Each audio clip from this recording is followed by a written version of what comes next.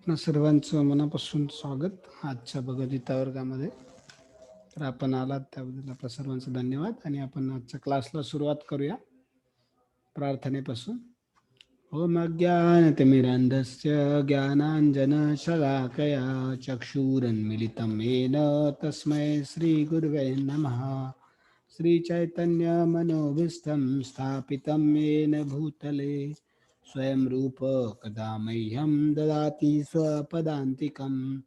वन्देऽहं श्रीगुरो श्रीयुतपदकमलं श्रीगुरून् वैष्णवांश्च श्रीरूपं साग्रजातं सहगण रघुनाथान्वितं तं सजीवं सावद्वैतं सावधूतं परिजनसहितं कृष्णचैतन्यदेवं श्रीराधाकृष्णपादामं सहगण ललिता श्रीविशाखान्वितंश्च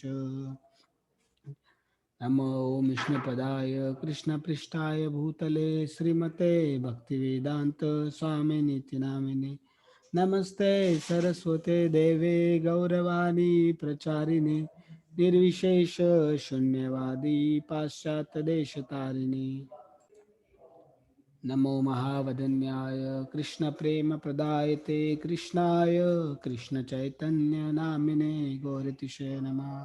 हे कृष्णा करुणा सिंधु दीनबंधु जगतपते गोपेश गोपिका कांत राधा कांत नमोस्तुते.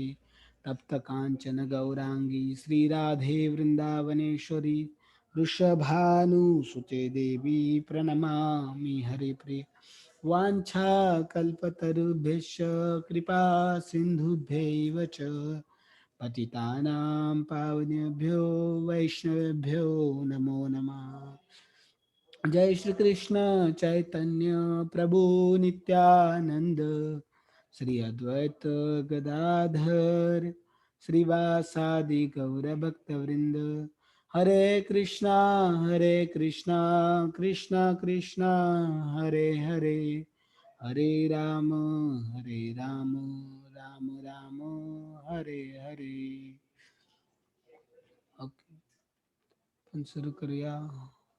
श्रीमद भगवद गीता की जय. कोणता श्लोक चालला होता आपला? 12वाला. ओके.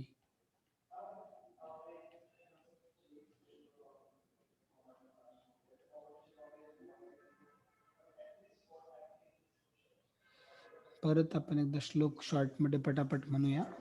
न त्यक्त्वाहं जातु नाशं न त्वं नेमे जनाधिपाः न चैव न भविष्यामः सर्वे वयमतः परम्. तर डायरेक्ट आपण त्याचा अर्थ आणि तात्पर्याचा पहिला पॅरेग्राफ तर वाचला होता, बरोबर आहे.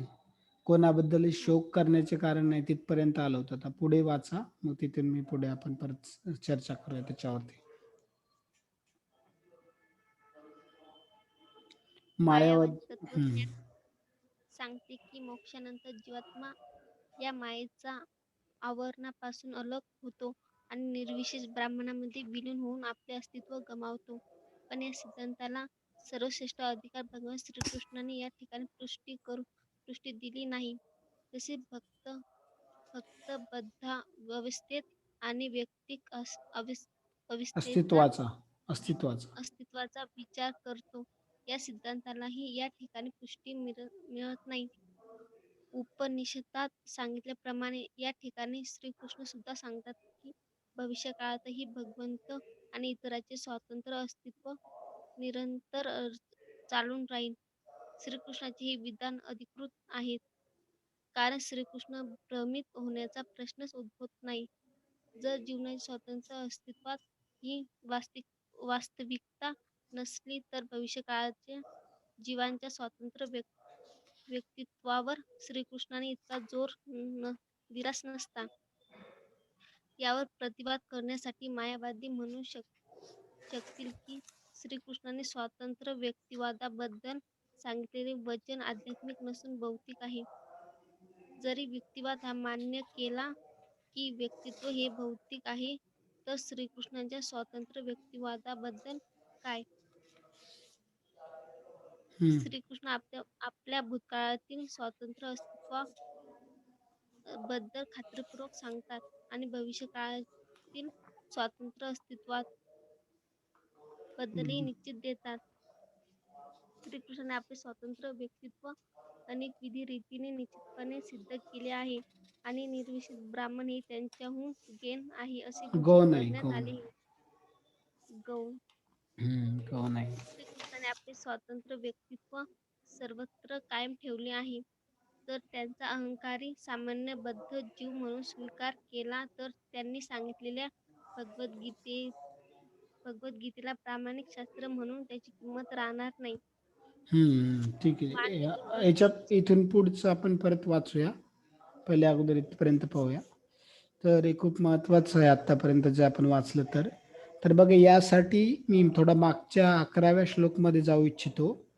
तर 11व्या श्लोकमध्ये बघा, व्यासदेव ज्यांनी ही भगवद्गीता लिखित स्वरूपामध्ये ठेवली, किंवा म्हणजे त्यांना भगवद्गीतेचे आपण लेखक नाही म्हणू शकत, कारण सांगितली तर भगवान श्रीकृष्णांनी, पण फक्त त्यांनी काय केली, नोंद करून ठेवली भगवद्गीतेची, जेणेकरून आपण काय करू शकू, तिला वाचू शकू म्हणून. तर व्यासदेव आहेत, तर ते काय म्हणले, हा जो श्लोक आहे 11वा, तो कोणी म्हणला होता, भगवान म्हणजे श्रीकृष्णांनी म्हणला होता. तर ते म्हणू शकत होते की श्री वासुदेव उवाच किंवा श्री कृष्ण उवाच, पण त्यांनी काय वापरलं, इथं कोणता शब्द वापरला बघा, तुम्हाला दिसतंय कोणता शब्द वापरला त्यांनी? कोणता शब्द वापरला त्यांनी? श्री भगवानुवाच. श्री भगवान उवाच. तर त्यांनी वासुदेव किंवा कृष्ण न म्हणता या ठिकाणी काय म्हटलं, त्यांनी भगवान म्हणलं. काय म्हणलं? भगवान. भगवान तर भगवान म्हणजे आपण मागच्या काही श्लोकांमध्ये बघितलं होतं, भगवान म्हणजे भग म्हणजे काय आहे की समृद्धी आहे ना, किंवा भग म्हणजे आपण म्हणतो त्याला ऐश्वर. भग म्हणजे काय? ऐश्वर. तर 6 प्रकारचे ऐश्वर ज्याच्याकडे पूर्ण प्रकारे असतात, संपूर्णरित्या असतात, त्याला काय म्हणतो आपण? भगवंत म्हणतो. कोणते 6 प्रकारचे ऐश्वर आपण पाहिलं होतं? सगळ्यात पहिला कोणता? धन संपत्ती. बरोबर आहे. काय? धन संपत्ती. जो सगळ्यात श्रीमंत असेल, सगळ्यात धनवान असेल, सगळ्या जगाची संपत्ती ज्याची असेल, तर तो सगळ्यात श्रीमंत आहे. तर असं कोण आहे? आपण बघितलं तर असं एकमेव कोण आहे? भगवान श्रीकृष्ण किंवा श्रीकृष्ण किंवा भगवान विष्णू, ते एकच आहेत. तर ते पाहिलं.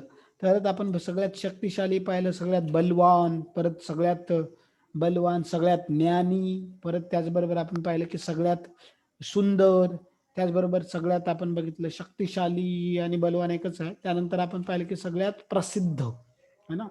त्यानंतर आपण पाहिलं की ते काय बघा, पहिल्यांदा सगळ्यात श्रीमंत बघितलं, धनवान किंवा समृद्ध व्यक्ती. नंतर त्या सगळ्यात बलवान बघितलं. त्यानंतर आपण बघितलं की सगळ्यात बुद्धिमान किंवा ज्ञानी. परत त्यानंतर आपण बघितलं सगळ्यात सुंदर. आणि चौथा आपण बघितलं की की ते खूप एवढं सगळं असून सुद्धा ते काय आहेत? वैरागी सुद्धा आहेत. ते काय आहेत? वैरागी सुद्धा. वैरागी वैरागी सुद्धा आहेत.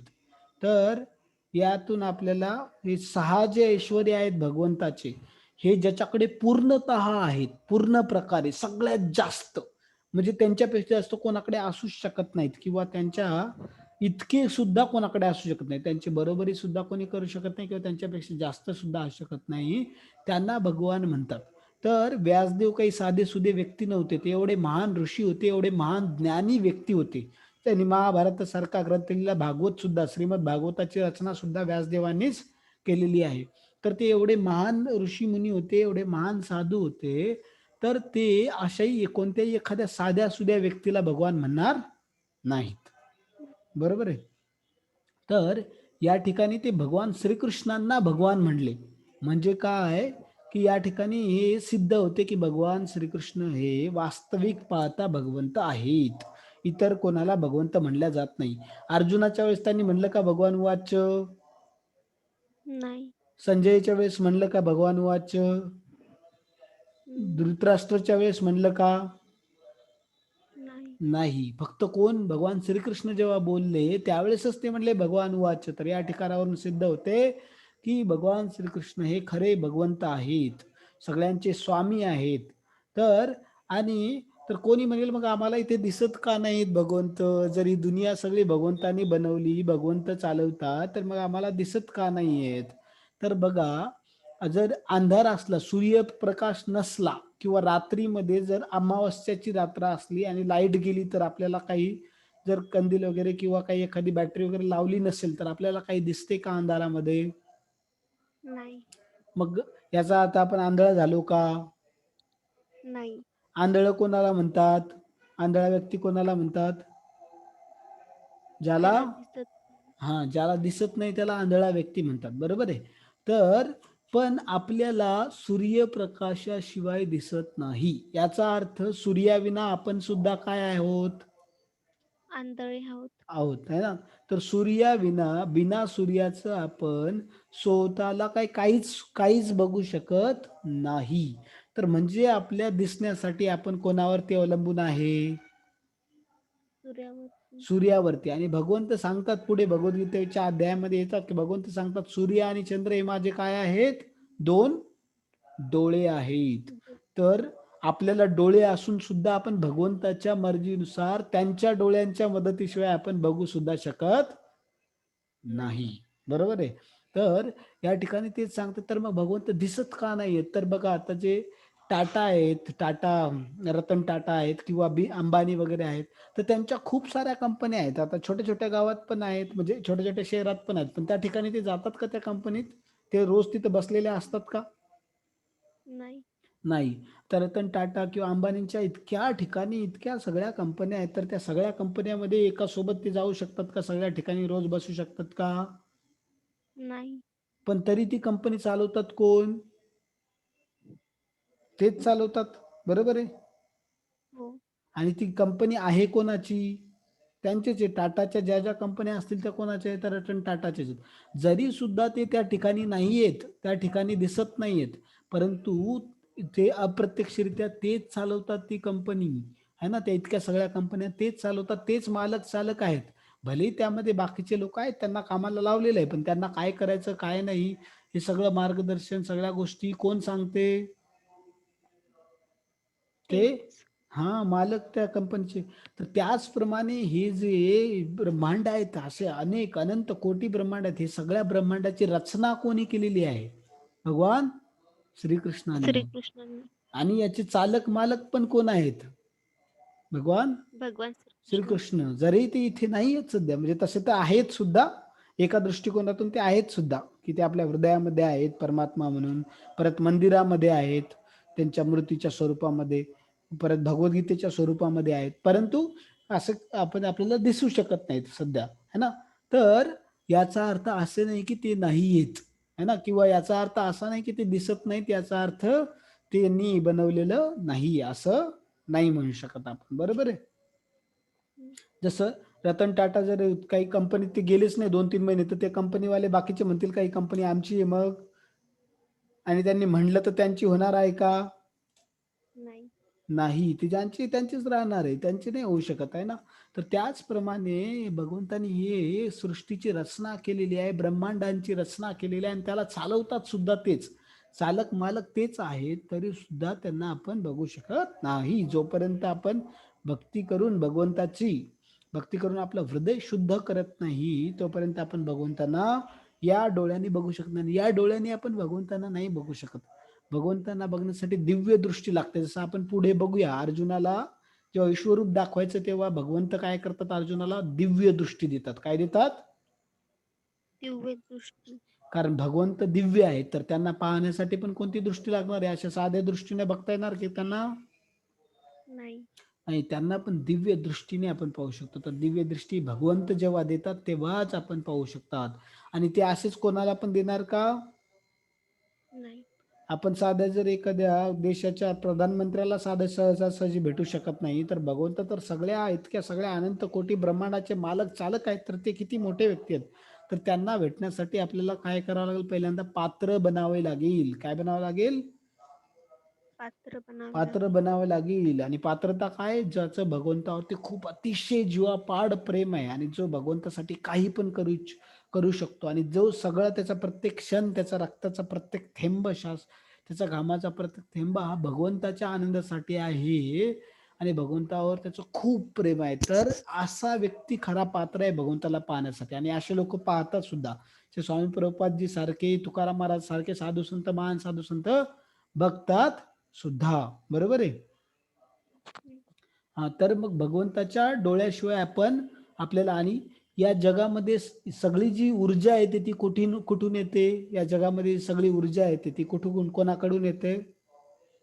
भगवान श्रीकृष्णाकडून. हा, भगवान श्रीकृष्णांकडून. भगवान श्रीकृष्णांकडून कोणाकडे? सूर्य त्यांच्या डोळ्यातून, सूर्याकडून येते आपल्याला, बरोबर ना?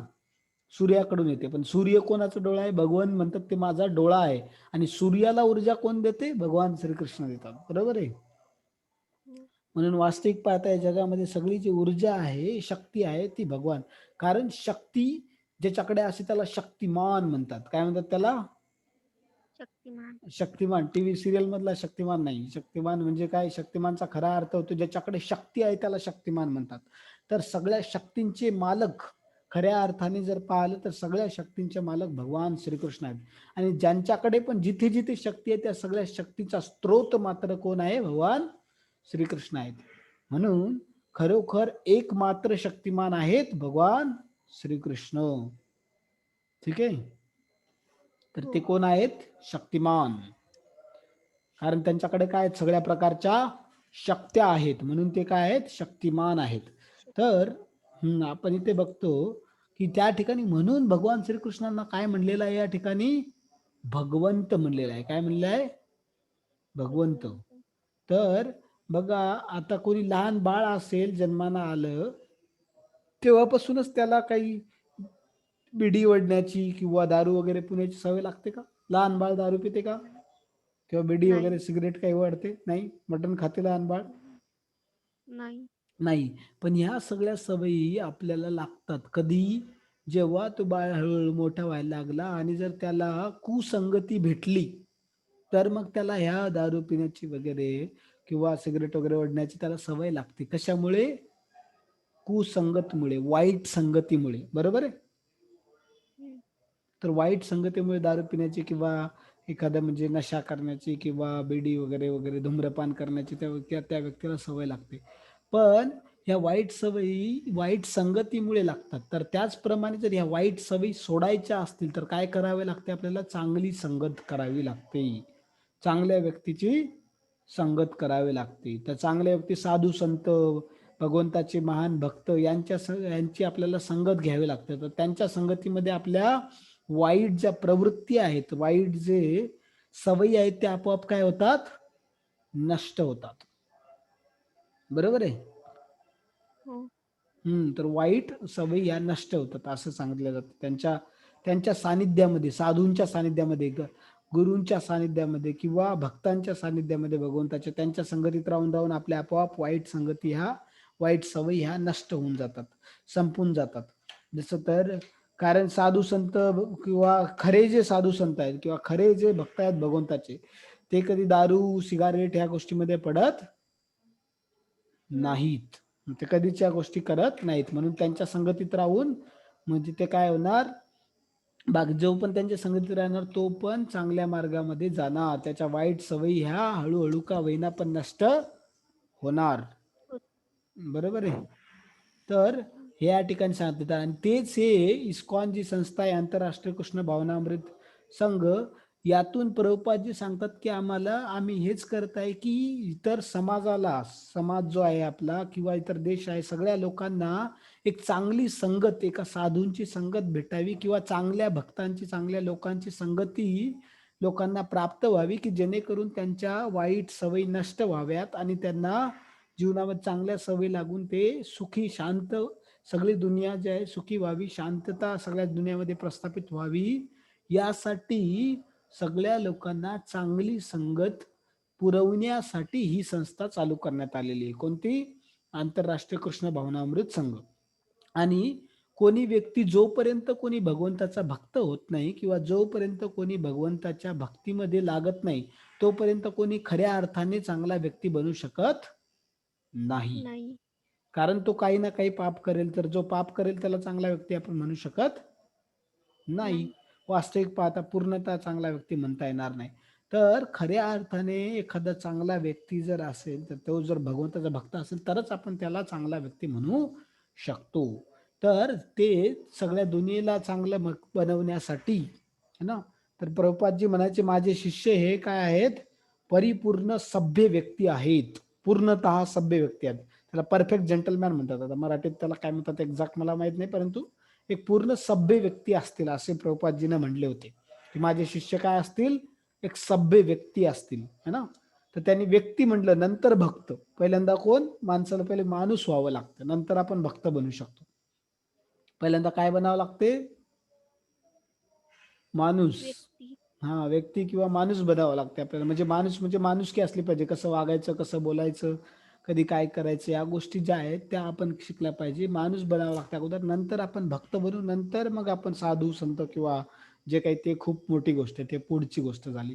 परंतु अगोदर माणूस बनणं हे गरजेचं आहे. माणूस बनलं तेव्हा आपण भगवंताची भक्ती करू शकतो, कारण भक्ती माणूसच करू शकतो भगवंताची. भगवंताबद्दल जाणू कोण शकते, माणूस. जानवर जाणू शकते का भगवंताबद्दल?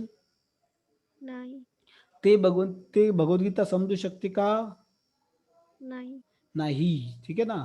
तर या ठिकाणी ते सांगतायत की तर खरा गुरु जो आहे, जो भगवंत कोण आहेत, आपण कोण आहे, आणि आपण भगवंताची भक्ती कशी करू शकतो, भगवंताला प्रसन्न कसं करायचं, आपल्या जीवनात खरं सुख कसं प्राप्त करू शकतो, या गोष्टींचं ज्ञान देतो आणि त्या गोष्टी स्वतः सुद्धा करतो आणि आपल्याला भगवत भक्तीचा मार्ग दाखवतो. तो खरा गुरु आहे. आणि जोपर्यंत एखादा व्यक्ती भक्त नाहीये भगवंताचा, स्वतः जो भक्त नाहीये, तोपर्यंत तो कधीही गुरु होण्यास पात्र नाही. मग भलेही तो किती विद्वान असू द्या, पण जोपर्यंत कोणी स्वतः भक्त नाही भगवंताचा, तोपर्यंत तो गुरु होण्यास कोणत्याही दृष्टिकोनातून पात्र नाही, असे सर्व शास्त्र सांगतात. बरोबर आहे. हो. तर हा जो त्याचा 12वा जो श्लोक आहे, तो कोणी सांगितलेला आहे? मग कोणी साध्या सुध्या व्यक्तीने सांगितलेला आहे का 12वा श्लोक? कोणी सांगितलेला आहे? भगवान श्रीकृष्णांनी. श्रीकृष्णांनी. हा, तर म्हणजे हा काय असायला पाहिजे, पूर्णतः खरा असायला पाहिजे, आहे का नाही. कारण भगवंत जे पण सांगतात ते पूर्णतः खरं आणि योग्य आहे. ते त्यांनी सांगितलेलं कधी चुकीचं असू शकत नाही. नाही.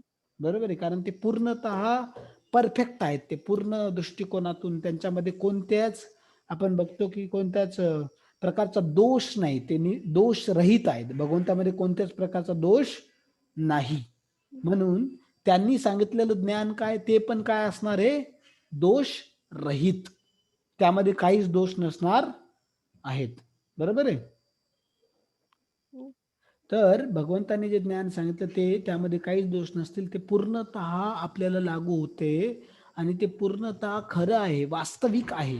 तर आपण जर काही गोष्टी, सपोज मी माझ्या मनाने एखादे पुस्तक लिहिलं, तर त्यामध्ये काय असू शकतात, भरपूर चुका असू शकतात. कारण मी दोष रहित नाही. आपल्यामध्ये सगळ्यांमध्ये काय आहेत, दोष आहेत. बरोबर आहे. हो. तर आपल्यामध्ये जसं आपण बघतो, तर आपल्याला पहाड जो आहे, पहाड, तर तो काय करतो, आकाशाला टेकलेला दिसतो, पण खरंच पहाड आकाशाला टेकलेला असतो का? नाही. नाही. म्हणजे जे दिसते ते नसते. नसते, है ना. म्हणूनच जग असते. फसते, आहे की नाही. तर आपल्याला ज्या दिसतात त्या गोष्टी खऱ्याच असतील असं नाही. परत आपण सोप खाल्ल्यानंतर पाणी कसं लागते आपल्याला, गोड. गोड. पण खरं पाणी गोड असते का? नाही. नाही. पण मग आपल्याला तसं लागते, म्हणजे आपले जीवा पण आपल्याला पूर्णतः खरं ज्ञान देत नाही, ते पण चुकीचं सांगते. डोळे पण चुकीचे सांगतात. डोळे पण, आपण कधी कधी उन्हाळ्यात आपल्याला रोडवर दूरवर पाणी दिसते, पण खरं पाणी असते का तिथे? नाही. नाही, है ना. तर अशा प्रकारे परत आपण जर एखादी काडी वगैरे पाण्यात टाकली, एखाद्या पतेल्यामध्ये अर्धी पाण्यात टाकली अर्धी बाहेर, तर ती काय दिसते आपल्याला मधातून? मधातून तुटलेली दिसते. पण खरंच तुटती का ती? बाहेर काढली तर जशीच्या तशी असते, तुटलेली असती का? नाही. नाही. तर आपले डोळे, आपले, परत आपण जर कोणाला ताप आलेली असली, तर त्याला थंड पाणी, थोडस गरम पाणी पण, कोमट पाणी पण त्याला काय लागायला लागते, थंड. थंड लागायला लागते. बरोबर आहे. तर ते पाणी थंड होतं का? नाही. नाही. म्हणजे आपली त्वचा, आपले डोळे, आपलं नाक, आपली जीभ, ह्या सगळ्या गोष्टीतून आपल्याला जे ज्ञान मिळते ते पूर्णतः वास्तविक किंवा खरं असेलच असं नाही, त्याच्यामध्ये खूप भरपूर दोष सुद्धा असतात. बरोबर आहे. म्हणून ते ज्ञान पूर्णतः परिपूर्ण आहे असं नाहीये. जस्ट 1 मिनिट हां. तर आपण बघत होतो, की भगवंतांनी सांगितलं ज्ञान हे दोषरहित आहे. त्यामध्ये काही दोष नाहीत. आपण जर आपल्या दृष्टिकोनातून बघितलं तर आपल्यामध्ये प्रत्येक इंद्रियातून जे ज्ञान मिळते त्याच्यामध्ये काय आहे? दोष आहेत. तर आपल्यामध्ये 4 प्रकारचे दोष असतात. पहिला असतो, की आपले जे इंद्रिय आहेत ते अपरिपूर्ण आहेत. ते परिपूर्ण म्हणजे पूर्णतः परिपूर्ण खरं ज्ञान, वास्तविक ज्ञान आपल्याला त्यातून भेटेलच असं नाही. आणि इंद्रिय अपरिपूर्ण असल्यामुळे मग काय होतं आपल्याला आपल्या भ्रमामध्ये पडतो आपण भ्रममध्ये. कारण आपल्या डोळ्यांना दिसतं, की अरे तिथे पाणी आहे. मग आपण जातो तहान लागलेले पाणी प्यायला, पण पाणी तर नाहीच आहे तिथे. ते उन्हामुळे तसं होत होतं आहे ना. तर भ्रम आहे. भ्रमामुळे मग आपण काय करतो? चुका करतो. काय करतो? चुका. ठीक आहे. पहिल्यांदा समजलं ना, आपले जे 5 ज्ञानेंद्रिय आहेत, त्यापासून जे ज्ञान मिळते, ते आपल्याला पूर्णतः खरं नाही, की तो दोषरहित आहेत. दोषपूर्ण इंद्रिय, ते पहिला प्रॉब्लेम. ठीक आहे. दुसरा दुसरा दोष कोणता आहे, की त्याच्यामुळे आपल्याला भ्रमामध्ये पडतो आपण. काय होतो? भ्रमा. भ्रमामध्ये पडतो. आणि भ्रमामध्ये पडल्यामुळे मग काय करतो आपण? चुका. जसं कोणी आपण जर सपोज तिथं एक साप आहे, पण त्याला जर दोरी म्हणून उचललं कोणी तर? कारण का? त्याला वाटलं दोरी आहे, तर त्याने बरोबर पाहिलं नाही. तर ते दोषपूर्ण इंद्रियामुळे बरोबर दिसलं नाही. आणि त्या दोरीला काय केलं, त्या सापाला त्याने काय केलं? दोरी म्हणून उचललं. म्हणजे काय झालं? ते ते डोळ्याने बरोबर पाहिलं नाही, दिसलं नाही. म्हणून मग तो भ्रमामध्ये भ्रमामध्ये पडला. त्याचे डोळे दोषपूर्ण असल्यामुळे तो काय झाला? भ्रमामध्ये पडला. आणि भ्रमामुळे काय झालं, त्याने ते सापाला दोरी म्हणून उचललं. बरोबर आहे. तर आता हो. चूक केली त्याने. तर चूक केल्यानंतर काय होणार आहे? त्याला तो साप चावू पण शकतो. बरोबर आहे की नाही? तर असं आहे. हो. तर आणि मग काय करतो, कोणाला आपली चूक, आजकाल आपली चूक कोणी मान्य करायची वाटत नाही. म्हणून आपल्या चुका काय करतात सगळेजण? लपवितात. ठीक आहे. तर चुका लपविण्यासाठी काय करतात मग? चीटिंग. आहे ना? काय करतात? चीटिंग. चीटिंग. तर ते 4 दोष माणसामध्ये आहेत. म्हणून आपलं जे ज्ञान आहे ते परिपूर्ण नाहीये, परिपक्व नाहीये. तर दोषपूर्ण ज्ञान आहे. पण भगवंताचं जे ज्ञान आहे ते काय आहे? पूर्णतः परिपूर्ण आहे, परिपक्व आहे, दोषरहित आहे. त्यामध्ये कोणत्याही प्रकारचे दोष नाहीयेत. म्हणून या ठिकाणी या श्लोकामध्ये भगवंत सांगतात, की ज्या काळी मी, तू आणि हे सर्व राजे अस्तित्वात नव्हते, असा काळ कधीही नव्हता आणि भविष्य काळातही आपण अस्तित्वहीन होणार असेही नाही. म्हणजे तर भगवंतांनी हे जो श्लोक सांगितला तो काय असायला पाहिजे? पूर्णतः खरा असायला पाहिजे. पूर्णतः त्यामध्ये दोषरहित असायला पाहिजे. म्हणून त्याला आपण स्वीकारलं पाहिजे, की हे खरं ज्ञान आहे म्हणून. बरोबर आहे? हो. तर तसं आपण या श्लोकाला स्वीकारलं पाहिजे. ठीक आहे. तुला अभ्यास करायचा होता का? ठीक. तर ह्याला आपण पूर्णतः स्वीकारलं पाहिजे, की हे दोषरहित आहेत. त्यामध्ये दोष नाहीये म्हणून. तर या या श्लोकामध्ये तेच सांगतात भगवंत, की असा कोणताच काळ नव्हता, की आपण पूर्वी नव्हतो आणि आता सुद्धा आहे, पूर्वी सुद्धा होतो आणि भविष्यामध्ये सुद्धा राहणार आहे. आपण कधीच संपेल, आपलं अस्तित्व नष्ट होईल असा कधीच वेळ येणार नाही. आणि त्यामुळे भगवद्गीता आपण जशी आहे तशी त्याचा स्वीकार करायला पाहिजे. आणि जर आपण भगवद्गीतेचा जशी आहे तशी भगवंतांनी जसं ज्ञान सांगितलं तसा स्वीकार केला, तर तरच या दुनियेमध्ये वास्तविक शांतता काय होईल? प्रस्थापित होऊ शकते आणि वास्तविक सुख जे आहे, वास्तविक सुख सगळ्यांना मिळू शकते.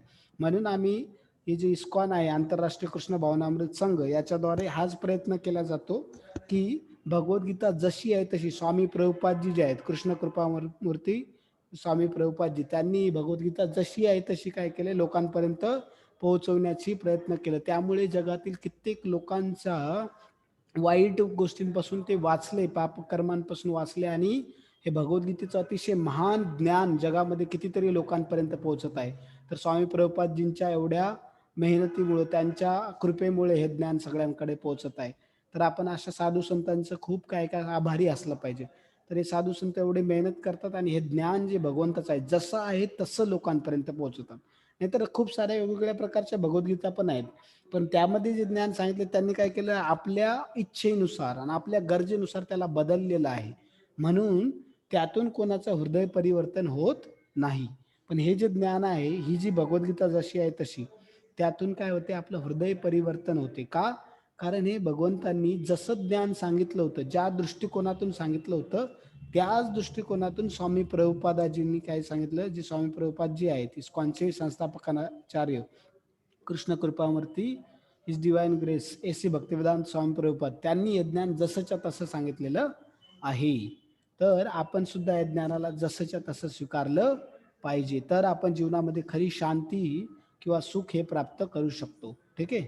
तर या ठिकाणी मायावादी तत्वज्ञान म्हणजे, तर मायावादी तत्वज्ञान काय सांगते की मोक्षानंतर, मोक्ष म्हणजे काय, आपल्याला हे शरीर जे आहे, तर बघा शरीराकडून आपल्याला खूप प्रकारचे त्रास भोगावा लागतो, खूप सारे दुःख भोगावे लागतात आहे ना. 3 प्रकारचे दुःख भोगावे लागतात आपल्याला: आध्यात्मिक क्लेश, आधी भौतिक आणि आधी दैविक. आध्यात्मिक म्हणजे आपला शरीर आणि मनापासून जो मिळतो आपल्याला दुःख ते. आधी भौतिक म्हणजे इतर जीवांपासून, जसे की मच्छर आहे वगैरे वगैरे, बाकीच्या जीवां, आतंकवादी आहे त्यांच्यापासून जो त्रास होतो त्याला आधी भौतिक. आणि तिसरा आहे आध्यात्मिक म्हणजे जे नैसर्गिक आपत्ती आहेत, भूकंप आहे किंवा अतिवृष्टी आहे किंवा दुष्काळ आहे किंवा आता कोरोना सारख्या बिमाऱ्या आहेत, हे जे आहे ते आधी आध्यात्मिक क्लेशमध्ये, अशा 3 प्रकारचे क्लेश आपल्याला भोगावे लागतात. तर या दुःखांपासून आपल्याला जेव्हा मुक्ती मिळते तर त्याला आपण मोक्ष असे म्हणतो. तर मोक्षाचे पण खूप सारे वेगवेगळ्या प्रकारचे वेगवेगळे प्रकार आहेत. त्याचे आपण काही प्रकार मागच्या याच्यामध्ये बघितले होते.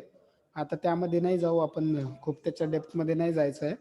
पण यामध्ये काय सांगतात की मायावादी लोक जे असतात ते काय सांगतात की मोक्षानंतर जीवात्मा हा मायाच्या आवरणापासून अलग होतो आणि निर्विशेष ब्रह्म, जो भगवंतापासून प्रकाश निघतो, जो ब्रह्म आहे त्याच्यामध्ये काय होतं, विलीन होऊन जातो आणि त्याचं अस्तित्व संपुष्टात येते, त्याचं अस्तित्व संपल्या जाते असं सांगतो.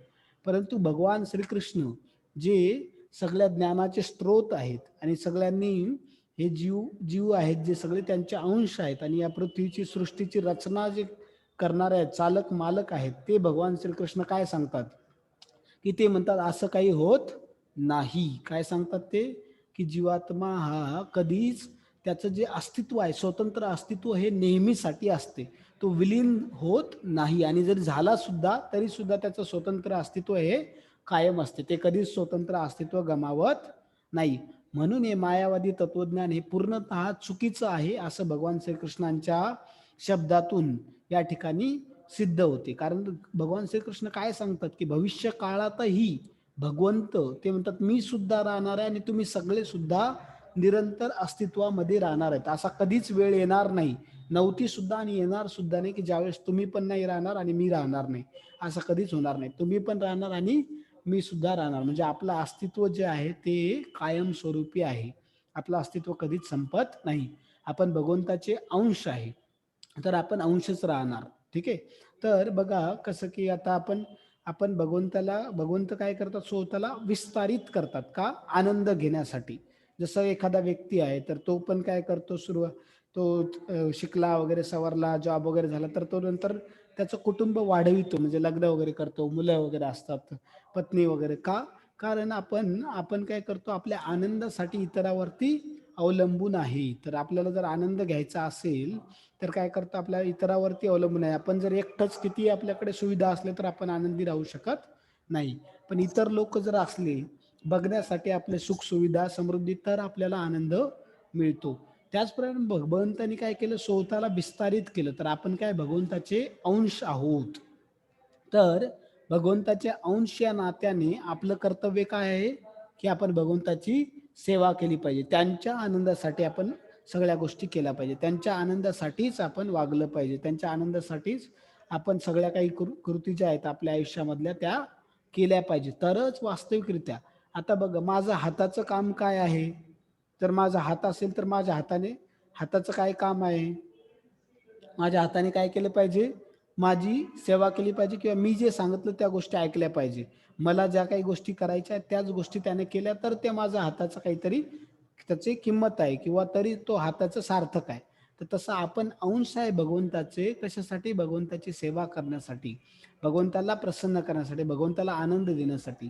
तर आपल्या जीवनाचं, मनुष्य जीवनाचं सार्थक तेव्हाच होऊ शकते जेव्हा आपण भगवान श्रीकृष्णांच्या सेवेमध्ये जोडतो, त्यांची भक्ती करतो आणि त्यांची सेवा करून त्यांना आनंद देतो तेव्हा.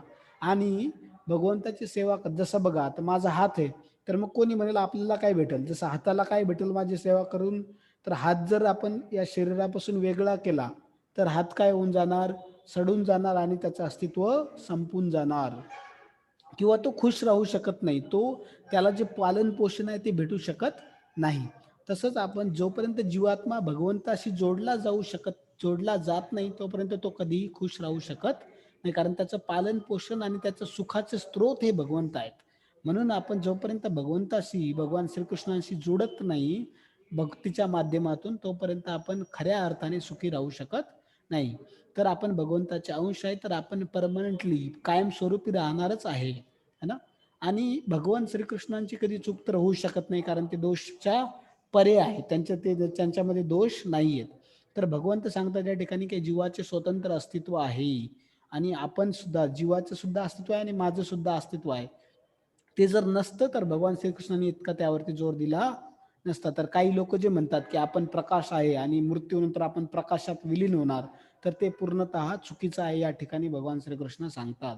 तर त्याला मायावाद म्हणायचं. तर मायावाद हा युक्तिवाद पूर्णतः चुकीचे आहे. आपण सुद्धा व्यक्ती आहे, आज सुद्धा व्यक्ती आहे, पूर्वी सुद्धा व्यक्ती होतो आणि भविष्यात सुद्धा एक स्वतंत्र व्यक्ती म्हणून राहणार आहे. फक्त शरीर आपलं नष्ट होते, पण आत्मा हा कायमस्वरूपी असतो आणि भगवान श्रीकृष्ण सुद्धा कायमस्वरूपी असणार आहेत. तर आपल्या अस्तित्वाबद्दल भगवंत इथे खात्रीने सांगतात, खात्रीपूर्वक सांगतात. ठीक आहे. आणि त्यांनी सिद्ध सुद्धा केलेलं आहे की भगवंताचं सुद्धा स्वतंत्र अस्तित्वात आहे आणि भगवंत जे निर्विशेष ब्रह्म आहे, तर जो त्यांच्यापासून प्रकाश येतो, तर तो प्रकाश काय आहे? तो प्रकाश त्यांच्याहून गौण आहे. त्यांच्यावरून काय गौण आहे. तर मला सांगा, सूर्य महत्वाचा की सूर्यप्रकाश, किंवा सूर्य मोठा की सूर्यप्रकाश मोठा? कोण मोठा, सूर्य की सूर्यप्रकाश? सूर्य. सूर्य. कारण ते सूर्यप्रकाश कशापासून येतो? सूर्यापासून येतो. सूर्य. सूर्यप्रकाशाचा स्रोत सूर्य आहे. तर त्याचप्रमाणे हे जे ब्रह्म आहे, निर्विशेष ब्रह्म आहे, जो प्रकाश भगवंतापासून दिव्य प्रकाश येतो, त्याचे स्रोत भगवंत आहे. म्हणून भगवंत त्याच्यापेक्षा श्रेष्ठ आहे. तर निर्विशेष ब्रह्म काय आहे? गौण आहे भगवंतापेक्षा, असं या ठिकाणी भगवंताने सांगितलेलं आहे, सिद्ध केलेलं आहे. तर त्यामुळे काय, भगवंताचे अस्तित्व हे नेहमीसाठी असते. तर भगवंताचे अस्तित्व हे कधीच संपत नाही. ठीक आहे. तर पुढचं कुठपर्यंत वाचलं होतं आपण? पुढचं वाचा आता.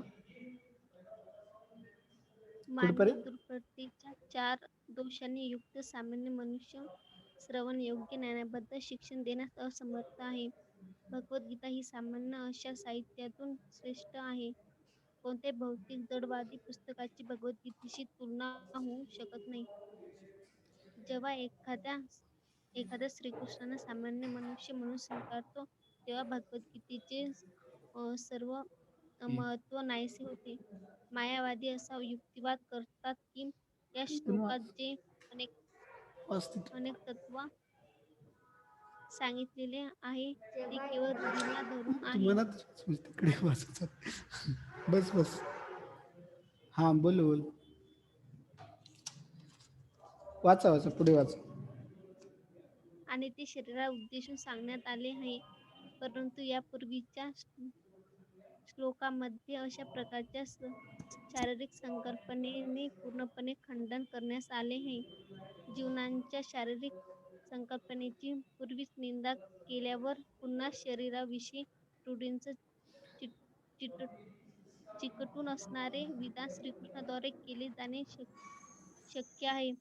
म्हणून स्वतंत्र व्यक्तित्व आध्यात्मिक स्तरावर आधारित आहे आणि यांची पुष्टी श्रीराम, अर्जुन, आचार्यासारख्या अनेक आचार्यांनीही केली आहे.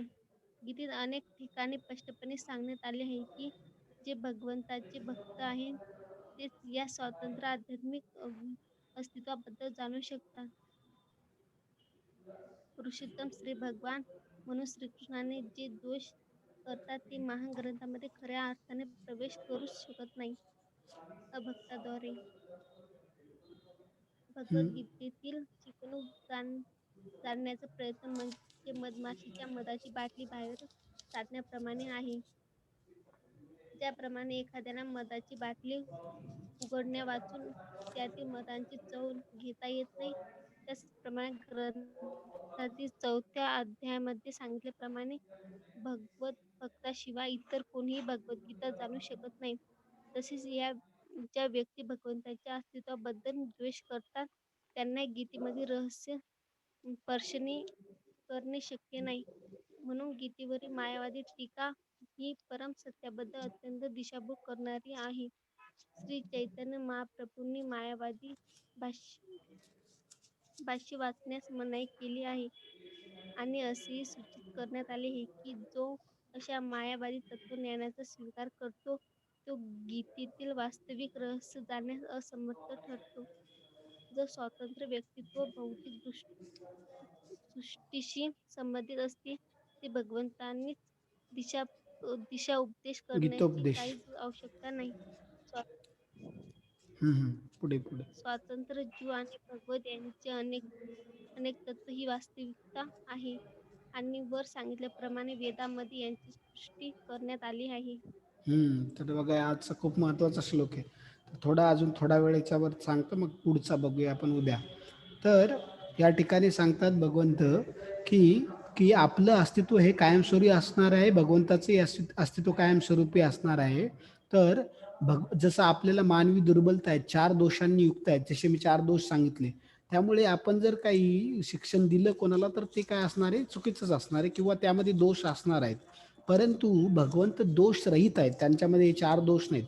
म्हणून त्यांनी जे ज्ञान सांगितलं ते पूर्णतः खरोखर आहे. जर कोणी भगवान श्रीकृष्णांना जर सामान्य समजत असेल तर मग भगवद्गीतेला काही किंमत नाही, कारण मग ते ज्ञान पण काय झालं, दोषरहित झालं.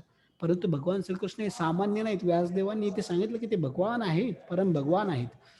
म्हणून त्यांनी सांगितलेलं ज्ञान सुद्धा असामान्य आहे, ते सुद्धा अतिशय महान आहे. म्हणून ते ज्ञान, भगवद्गीतेचं ज्ञान हे अतिशय इतर साहित्यावरून खूप श्रेष्ठ आहे. जे आपण इतर लोक, जे मनुष्य लोक विद्वान इतर पुस्तकं लिहितात त्यापेक्षा कितीतरी पटीने हे काय श्रेष्ठ आहे, दिव्य आहे. बाकीचे सगळं जे ज्ञान आहे त्याच्यामध्ये भरपूर चुका असतील आणि ते एखाद्या व्यक्तीसाठी लागू पडेल, दुसऱ्यासाठी पडणार सुद्धा नाही.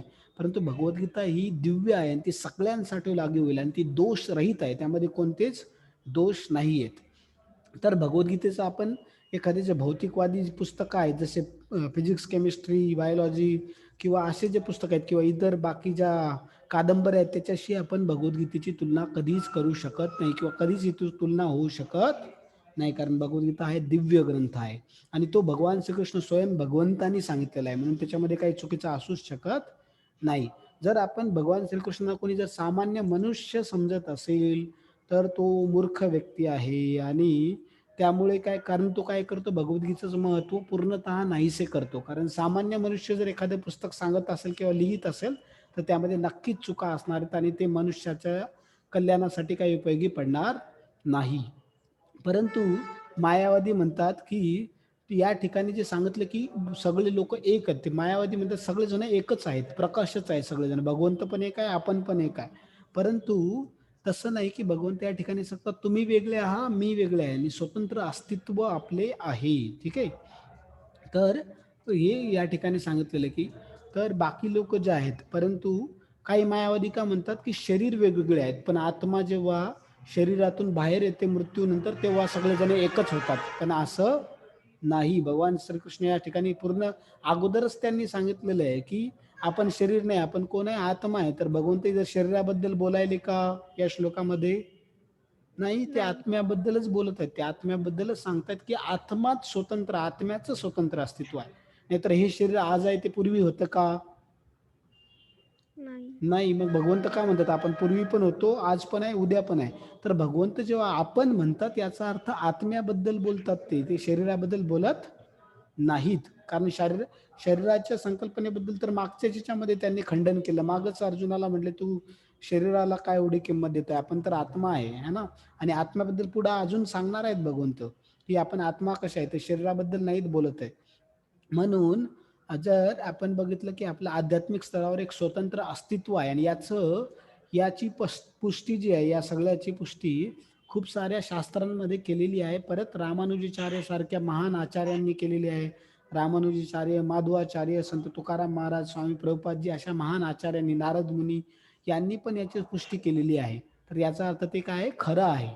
तर ते पूर्णतः खरं आहे. गीतेमध्ये सांगितलेलं आहे की जे भगवंताचे भक्त आहेत तेच या स्वतंत्र आध्यात्मिक अस्तित्वाबद्दल जाणू शकतात. तेच जाणू शकतात, समजू शकतात, की भगवंत आणि आपलं अस्तित्व हे स्वतंत्र आहे आणि आपण भगवंताचे अंश आहोत आणि तेच राहणार आहोत आणि आपण खऱ्या अर्थाने भगवंताची सेवा करूनच सुखी होऊ शकतो. हे फक्त भगवंताचे भक्तच समजू शकतात. तर भगवद्गीतेमध्ये जे रहस्य आहेत, हे जे रहस्यमय ज्ञान आहे, की आपण खरं सुख, खरी शांती, वास्तविक रूपामध्ये कशी प्राप्त करू शकतो, हे फक्त भगवंताचे भक्तच समजू शकतात.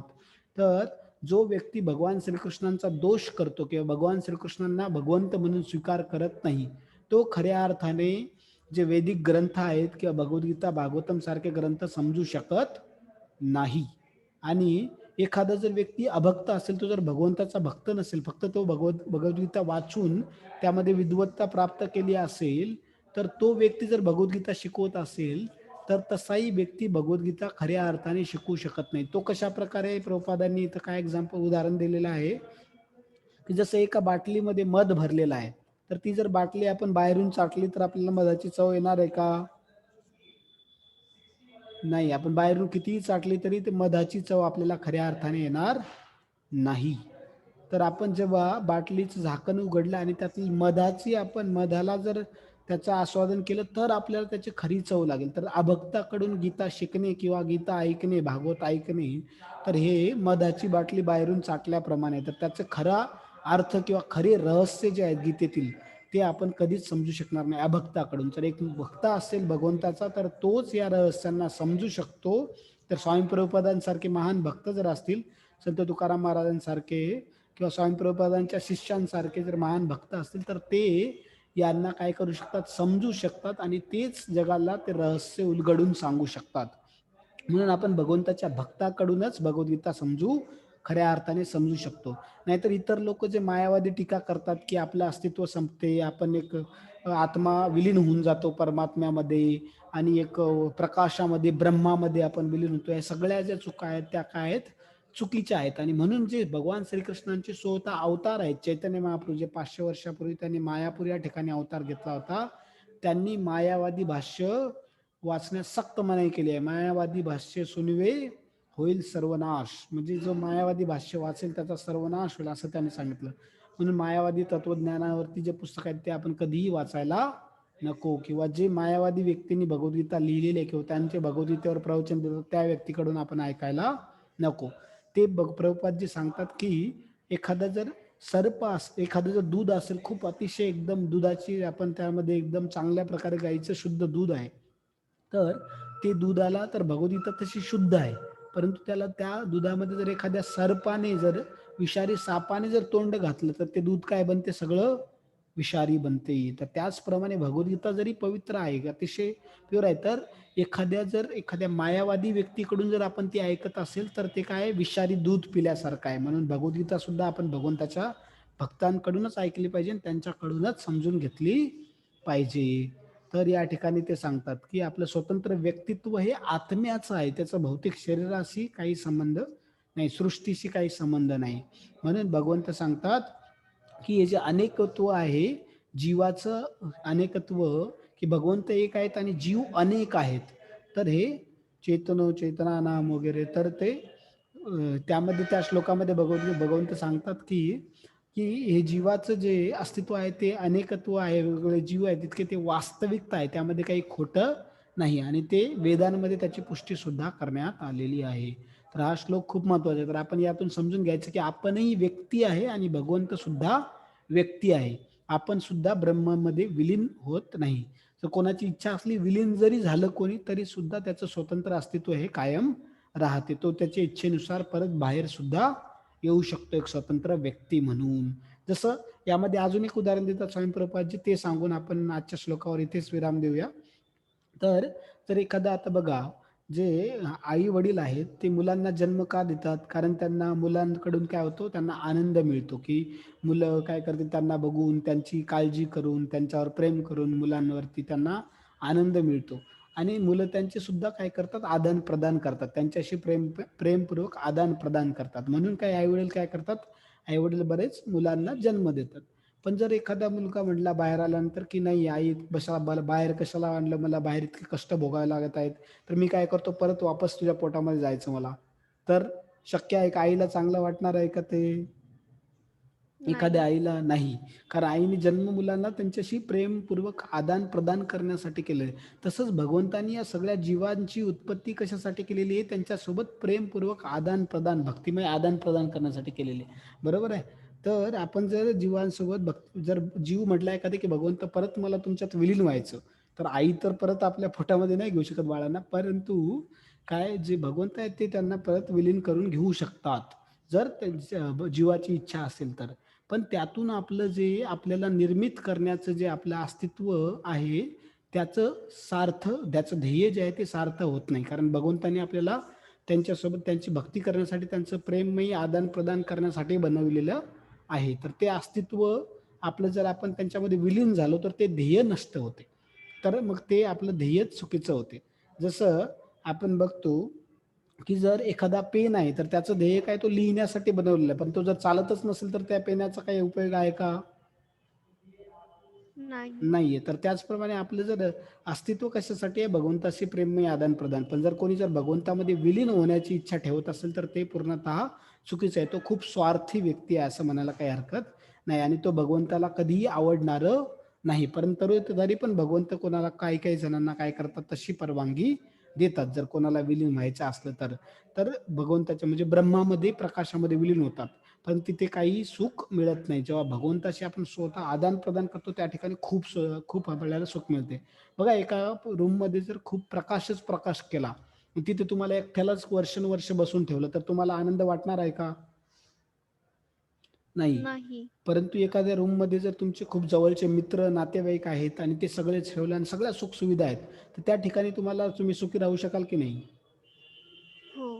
हो, तर त्याचप्रमाणे मग भगवंताची आपण सेवा करून भगवत धामामध्ये, वैकुंठामध्ये परत गेलो, तर त्या ठिकाणी आपण भगवंताशी प्रेममयी आदान-प्रदान करू शकतो आणि आपण जे सर्वोच्च सुख आहे, ते आपण काय करू शकतो, प्राप्त करू शकतो. म्हणून आपण कधीही विचार नाही केला पाहिजे भगवंतामध्ये विलीन होण्याचा आणि जे लोकं सांगतात त्यांचं कधीही त्यांची संगत केली नाही पाहिजे. त्या लोकांचा कधीही संग घेतला नाही पाहिजे. त्यांचे पुस्तकं कधीही वाचले नाही पाहिजे. ते मायावादी भाष्य म्हणतात त्याला. तर मायावादी ग्रंथांचाही कधी वाचन करायचं नाही आणि ते तत्वज्ञान कधी स्वीकार करायचं नाही. कारण ते भगवंताला दुःख देणारं आहे. तर आपल्या अस्तित्व, आपल्या जीवनाचं जे ध्येय आहे त्यालाच नष्ट करणार आहे. म्हणून त्याचा कधीच स्वीकार करायचा नाही. असं इथे स्वामी प्रभुपादजी सांगतात. तर आपण आज इथेच थांबूया. तुमच्या सगळ्यांचे खूप खूप धन्यवाद आजच्या वर्गामध्ये आल्याबद्दल, भगवद्गीता वर्गामध्ये. आणि मी थोडं क्षमस्व आहे तुमच्याकडून, की आजच्या श्लोकामध्ये खूप वेळ घेतला. परंतु आज पण जर आपण कालही याच श्लोकावर बोललो, आजही बोललो, तर आज पण तो पूर्ण नसता झाला. म्हणून मला थोडा जास्त वेळ बोलावा लागला आजच्या श्लोकावरती.